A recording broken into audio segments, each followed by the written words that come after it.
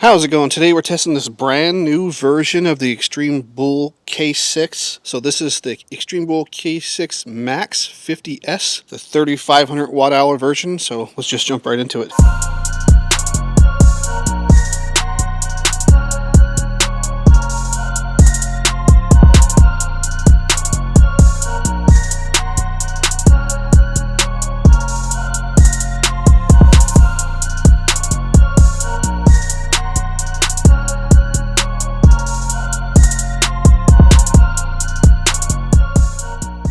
Alright, so here we go. Start off with a top speed run on the eco mode. So actually it's pretty torquey taking off, but then this is actually the top speed, 23 miles an hour. So it's extremely tame. So like it kind of fools you when you first get in. It's like, oh geez, if this is eco mode, sport mode's not going to be that great. And then nope. Nope, it's f***ing insane. So let's put it in sport mode. It's just a double tap. Alright, now we're here in absolute apeshit mode, and so I'm hoping I don't die when I try to do a top speed test here. Now the speed is limited to 62 miles an hour, but you can get into the app and you can change the field weakening, and it'll get it up to 75 miles an hour. It actually makes it more torquey and stuff too off the line, but you're gonna get a little bit more heat and a little bit less efficiency. I will test that in a different video once I get a little bit comfortable on this. I'm not comfortable yet. All right, well, let's just see. Oh shit! Oh man, this person's in my way.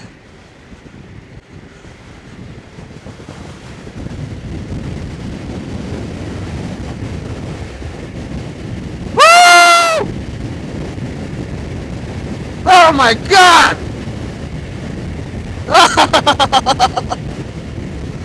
Holy shit! Dude, I friggin' love this thing. Get out of town! 60, dude, it pulls so friggin' hard. Oh my god.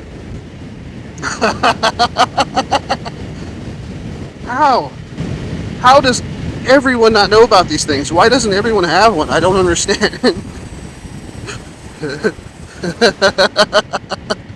Holy shit.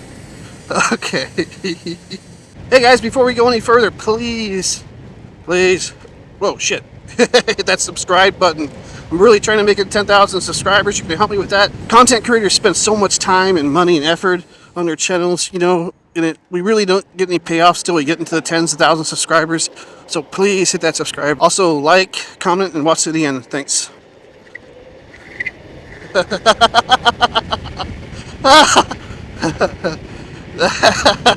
Oh shit, how am I gonna talk during this damn video? Okay, so this is a new version. So instead of having the 40T cells, the Samsung 21700, and it has the Samsung 2100 50S, the old one has the 40T. So this one has 3,500 watt hours, while the other one had 2,900 watt hours. So that's the biggest difference between the two. This one, from what I can tell, it's about, oh shyster, holy smokes! But I can tell it's like $500 more than the 40T version. I think this one's called the Max, the Extreme Bull K6 Max. Let's go this way. Uh-oh. I scraped my, oh my god! Holy shit!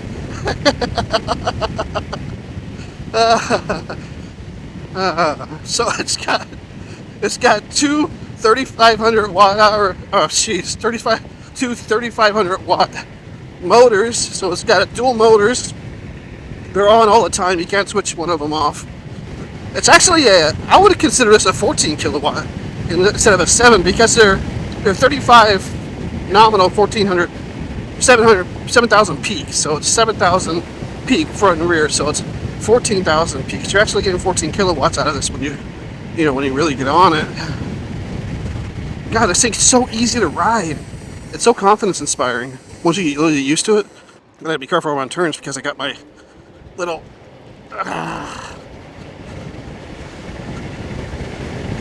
Insta 360 holder, which I think. Shit. Oh shit!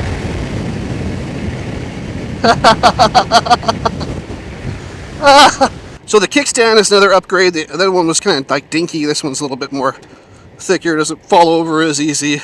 There's more padding in the seat. They changed the color of the forks to red. Let's do a really quick brake test. See how she does. We'll hit it right here at this little green thing. Whoa, really good. Yeah, I could have stopped short, but yeah, they're strong. You could get in trouble with everything on this bike. The power, the brakes, frig, everything. So we got 13-inch wheels with these pretty nice street-oriented tires here. The max PSI on them is like 32, which is pretty good. You do have this like dinky little light here. Let's test it out at night really quick. And there it is. Just a total useless piece of crap. Just one beam of light. What the heck? And it does have these running lights in the back here, but they're not very visible either. I mean, they're okay. This thing's nice and crisp at night. Yeah, so I'm going to be upgrading that. So I already bought a whip for it off of Amazon. It's for ATV. And I got a mount, a Kemimoto mount for it. And just gotta figure out how I'm gonna mount it on and where. But there's some places that sell this bike, or I mean this scooter, and they sell a whip for like, it's like $260 or some crap. And you know, you can just get them on Amazon for like $38. I think I paid for mine $38, and it was like $10 or $11 for the mount. We're gonna buy a new headlight, but then I'm gonna wire the whip into the headlight, so split off the headlight. So that way it turns on the whip when I turn on the headlight. And they kind of work together. So I'll make a video when I do that too. So I just want to get over here to the circle so I can kind of lean and see how comfortable I can get, you know. Yeah, you know. Whoa, yeah, my foot starts dragging right about right there. I don't know if you can hear it. Yep, my foot starts dragging right there. So, I mean, you can lean this thing over pretty good, but you're going to drag your foot, and you're probably going to drag your peg, you know, if you lean too far over. I mean, it's not going to kill you or anything like that, but yeah. The thing feels very stable at speed. Here, let me pull over somewhere so we can kind of take a closer look at it. All right, so here she is. What a beast, man. So here's a better look at the brakes here. You can see it has pretty good size, like almost like moto style brakes. They're not even that warm. I've been riding it. The rotors are, you know, not that wide, but I mean not that big, but they're pretty thick. But it doesn't matter. The brakes work phenomenally well. They're good. You won't have any issues with those brakes whatsoever. It does have a rear suspension back there. It looks like it is adjustable. You can preload that spring a bit. It actually works really good.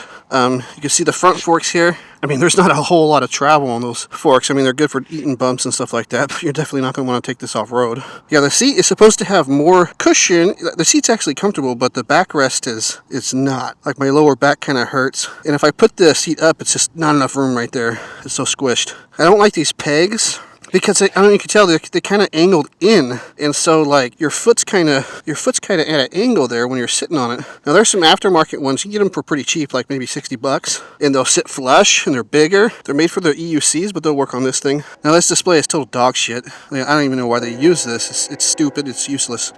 I don't like it at all. So the only upgrades I've made so far is putting on these mirrors. So the brake levers, they come with a place to just screw your brakes in. So these how they're mounted. So all you need is to buy the mirrors for like, I don't know, $20 on Amazon or something like that, and I screwed it right in. So that's good. I think mirrors are a must on this thing. So you can see the controller sits in here. I don't know what the hell the speaker is. Someone tell me if you guys know. And you can see it's got a big old giant heat sink on the back to handle the heat. And so you got the air just flowing right through and cooling off that controller. So that's a pretty cool design. So the company Begode is known for making like high performance stuff, but their fit and finish and designs aren't really all that great. That being said, like, I think this thing looks pretty damn cool. Like, I like it. Here's a closer look at the brake levers here. They're adjustable.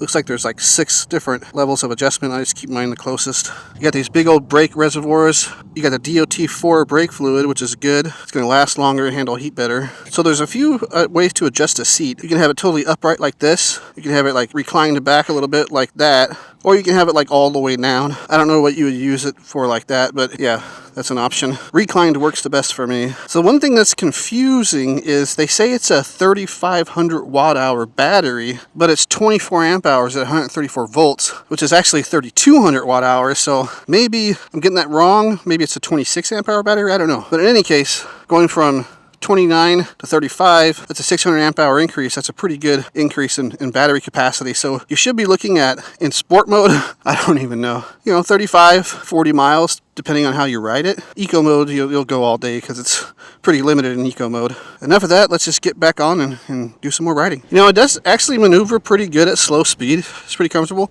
And you can just keep it in sport mode because the throttle control is actually pretty good. It's really progressive. You only get what you want, basically. So, you don't have to be too worried. It's not so snappy that you can't handle the scooter in sport mode. You totally can. Man, the thing is tuned so perfect, just beautifully tuned, man. I've really never ridden anything like this. You literally feel like you're in Mario Kart. That's what it feels like. And the sensation you get where like riding like a crazy roller coaster or something like that, that's what you get on this thing.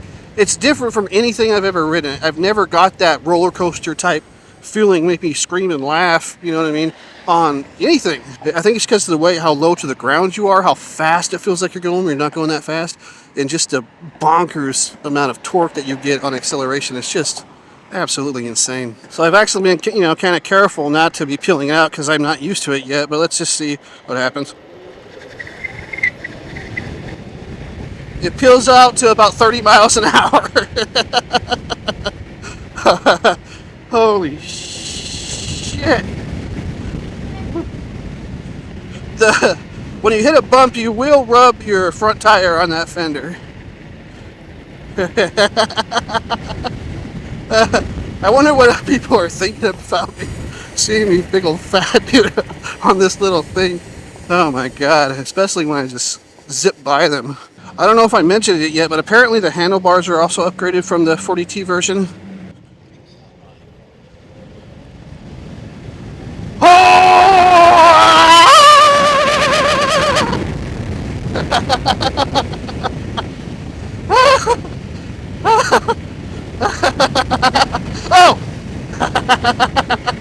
Holy! God, normally my videos are so much more organized. I don't even know if I went over everything or not. I think I did. It went over most everything that's different. Jeez. I'll do a full range test in a separate video. I'll record the upgrades I do, so when I do that whip upgrade with the light, I'll make a video about that in case you guys are curious about how to upgrade that. Let's see. I'm going to do another video where I get the app working. Right now it's not working because it's not compatible with my version of Android, of course, so I have to figure that out. But once I do that, I'll increase the field weakening all the way up to 9, then we'll do another top speed test and sort of torque test kind of video. But anyways, guys, thanks a lot for watching. Thanks to you who are commenting and subscribing and supporting my channel, man. I really appreciate it. I'm getting some decent growth now. Thanks for watching, and I'll see you in the next one. Bye.